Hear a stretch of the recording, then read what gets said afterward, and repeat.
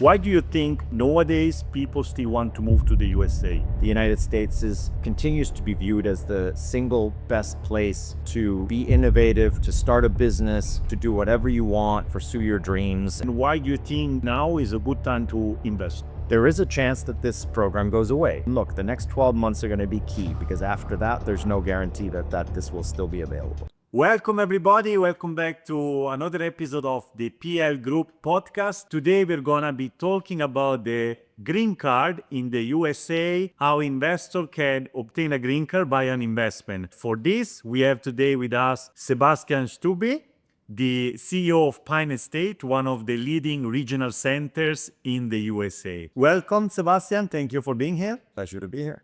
Why don't you start by introducing yourself and also telling us a little bit more about Pine Estate? So I head up a regional center called Pine State Regional Center. We are a division of something called ACC Capital, and we're the oldest organization in the industry by a fairly wide shot. We were founded in the 1950s by the Rockefeller family and other business leaders in the southern part of the United States. And we're actually set up as what's called an Economic Development Corporation, an EDC. And you can think of an EDC as an investment bank with a purpose. And for the last 70 years or so, our purpose has been the revitalization of what we consider the southern heart, the southeast of the United States. And so we are headquartered in Little Rock, Arkansas, but we also cover the surrounding states, Tennessee, Missouri, Louisiana, Alabama, South Carolina, Georgia, etc. And our focus, these are states that are largely rural. So for many decades now, we have been focused on rural investment and specifically manufacturing investment. And specifically as it relates to EB-5, we don't just do EB-5, to be clear. Our firm does other types of investment programs as well. And specifically in EB-5, we were for a long time the only rural manufacturing player. We are now delighted to see other regional centers start doing more rural manufacturing and other types of industries, but that is what we do. Very interesting. And so basically you help investors around the world to invest in the US in order to obtain a green card. That's exactly right. When you mentioned rural, why is so important rural in this field? So first of all, from our perspective, obviously the way EB-5 works is an EB-5 investor will select a regional center to work with and the project that regional center is sponsoring. A project can be across a number of different industries. The requirement for the EB-5 investor is really simple. You have three requirements, really. One, you have to make an $800,000 investment, assuming you choose a project in a so-called targeted employment area. If you find a project outside of a TEA, then it becomes more expensive. But in a TEA, it's $800,000. Secondly, you have to prove that your capital is clean. So there's a source of funds procedure. And then the third part is you have to get credit for at least 10 jobs. So in other words, your $800,000 specifically has to create at least 10 jobs. A project that has 10 EB-5 investors has to create at least 100 jobs and so forth. The rural aspect, rural manufacturing is a particularly good fit because large-scale manufacturing is often located in rural areas. They need a lot of space. So whether this is a semiconductor plant or a battery plant or an automotive plant or a steel plant, you'll typically have kind of 2,000 acres worth of land. And in the last reauthorization of this law, which happened in 2022, there were certain prioritizations that were granted to rural investors. Congress wanted to encourage more capital to flow across a broader swath of the United States. And so two incentives were provided. One, if an investor chooses to invest in a rural project, and that could be a luxury hotel in a mountain town, or it could be a big manufacturing facility or a rural hospital. It could be a number of different things. You would then get prioritized processing. Today, that prioritized processing translates into about twice as fast processing. So instead of 10 to 12 months to get approved, it's now kind of 5 to 6 months. And then the second incentive for rural is that of the total number of visas available, 20% have to go to investors that chose a rural project. And because there are many more non-rural projects, investors typically who are choosing a rural project have a larger number of visas allotted to them. Understood. So, if I was an investor, obviously we have many clients around the world that think about obtaining residency in the USA. If I was going through such a process and I would like to evaluate different regional centers, what do you think are things to look at in terms of evaluating different regional centers? Yeah, I think that safety first, right? That's the most important thing. So you want to work with best of breed. That goes for the regional center. It also, of course, goes for the project. It goes for the immigration attorney and so forth and so on. This is a process that if you work with the right people, it's a very smooth process and without question, the fastest and best way to get access to the United States via a green card. But finding a regional center that has a good, long, proper track record, that themselves are using best of breed providers, regional centers that are working with the best attorneys, best economists, best fund administrators who are very conservative in their approach. The recent reauthorization of the law in 2022 added a number of compliance aspects. So regional centers now have to be audited. They have to use fund administrators. Not all regional centers were prepared. Not all regional centers have proper compliance infrastructure. So that's something to ask about. But at the end of the day, you want someone who has a lot of experience and who has a very conservative approach. Yeah, very, very on point. Now, if we go a little bit into details into your current project or what is coming up for investors, can you share some words on that one when it comes to, let's say, what is the project or the investment going to? What are the job created or in what region of the US is going to be invested in? Yeah. So we have been very fortunate for the last 9 years. We have been working with the same owner group. And to be very clear, we are not a developer. We are not an owner of these projects. We are simply a bank providing financing. Okay. But we've been very fortunate to work with the same owner group, which is made up of some of the most bona fide institutional investors in the United States, including Koch Industries, TPG, Texas Pacific Group, one of the state pension plans for the state of Arkansas, very conservative, long-term thinkers.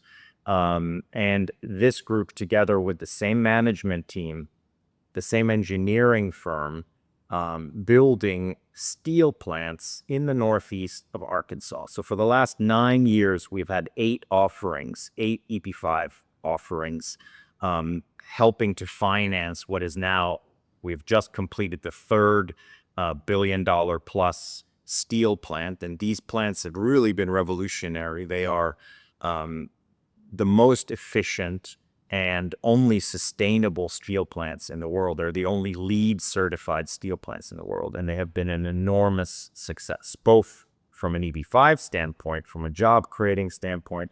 They've created way more jobs than we need. And then, of course, also from a profitability standpoint. We are now about to launch the financing of the 4th steel plant that is going to be breaking ground in the 4th quarter of 2025. Okay, and how many investors will you be able to take into this project? And question number 2, how long an investor needs to keep the funds invested into the project? Sure.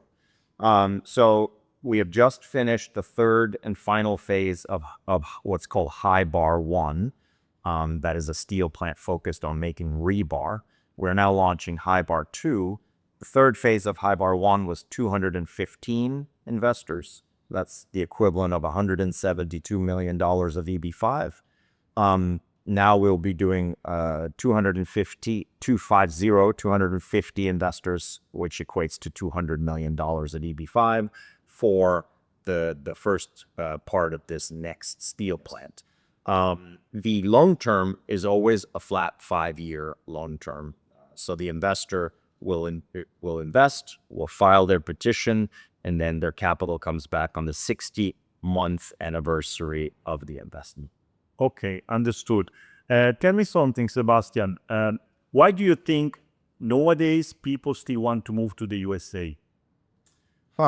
Leaving aside how people feel about the current political climate, the U.S. has a way to political climate shifts back and forth over time, and I think regardless of that, the United States is continues to be viewed as the single best place to be innovative, to start a business, to do whatever you want, to pursue your dreams, and so forth. That we get investors from a lot of countries where education is considered very important, where families value education for their children, whether or not that's secondary education or college or graduate school. And the United States continues to be kind of the top target for that as well. EB-5 leading to a green card makes that so much easier. Let's say a student who's an F1 visa holder has a lot of restrictions on what they can do. Can't have an internship. They can't really pursue jobs. They may be a top student and they could get a job at Google or Meta or any number of great companies, but those companies don't really want to hire someone for whom they're going to have to get an H-1B visa, sponsor them, and all of these things. So you're at a disadvantage. If you have a green card, you're viewed as an American, and so it just makes things so much easier. And then, of course, also with a green card, you don't have to work. In other words, you could have a job, then you could take a break. Maybe if you're laid off or the job is no longer in existence, you're not under time pressure to find a new job. You just have so much more flexibility with the green card. Yeah, I agree. And in fact, if I look back over the last few years, every time a family decided to opt for such a path, it was in 90% of the cases driven because of the children. They wanted to give a better future or better opportunities to the children, and they were planning quite a bit ahead. Even if the children were 12, 15, they wanted them when they were 18, 19, 20 to be able to start in the US and to have the optionality to actually leave that, start a business and start a life in such a big country. Sebastian, regarding EB-5, the program itself, where we stand, today we are in September 2025. This program is renewed every 5 years. Where do we stand? Where do you think the program is leading to? And why do you think now is a good time to invest? Yeah, so the last reauthorization came in the spring of 2022. That's the so-called Reform and Integrity Act. And it's been a very successful renewal. It has broadened the number of industries. It's broadened the geography of EB-5. It has improved processing times considerably. And as I mentioned earlier, there are certain incentives for rural investors. But we're now more than halfway through, and we're starting to pay attention to the next reauthorization. And these reauthorizations are not a given. Congress has to opine on this, debate this, and decide whether it's worth it. We, as leaders in the EB-5 industry, we spend considerable amount of time in Washington, D.C., meeting with people in the House and in the Senate, educating, updating, and kind of really showing to those who are not as familiar with EB-5 how useful of a program this has been. The program has been phenomenal from an economic standpoint for the United States, and especially recently, that economic input, those billions of dollars that have been flowing in, are going to a much broader swath of the United States. So support is strong, but that doesn't necessarily mean the program is assured to be renewed. So there's always a risk that the program ends. And the next proper sunset is in September of 27. But there's actually a quirk in the current law that will end grandfathering of certain protections in September of 26. So essentially 1 year from today. So while we are confident that there will be a reauthorization, and we're working with various players in Washington to try to push it in that direction, there is a chance that this program goes away, right? And so I certainly would encourage an investor who is considering this and wants to do this, but perhaps doesn't feel urgency right now. I would tell them, look, the next 12 months are going to be key, because after that, there's no guarantee that this will still be available. Well, Sebastian, thank you. Everything was very clear. My final note is for those families around the world that would like to secure a green card in the USA by an investment, particularly for the children. Pine State is definitely one of the leaders in this space when it comes to track record as well as safety of the investment. If you need any other information, reach out to the team or to Pine State directly. We are here to help you. And again, Sebastian, thank you so much for sharing all this insightful information. My pleasure. Thank you.